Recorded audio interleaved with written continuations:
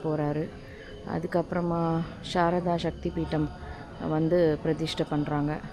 அதுக்கப்புறம் பத்ரிக்கு போகிறாரு, வியாசரை பார்க்குறாரு. இல்லை, கேதாரம் வந்து லாஸ்ட்டு. ஸோ பத்ரிக்கு போகிறாரு, வியாசரோட மீட்டிங் ஆகுது. அதுக்கப்புறம் லாஸ்ட்டாக கேதாரமில் முக்தி எடுக்கிறாங்க.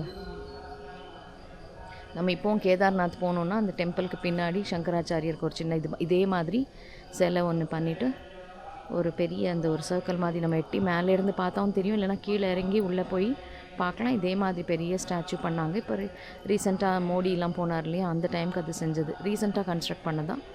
பட் அவர் அங்கே தானே முக்தி எடுந்தார். அந்த கேதாரம் கோவிலுக்குள்ளே போய் அப்படியே அவரோடைய ஐக்கியமாயிட்டாங்கன்னு சொல்லுவாங்க. ஸோ அதுதான் ஸ்டோரி. ஸோ நீங்கள் நம்ம கிட்டக்க போகலாம்.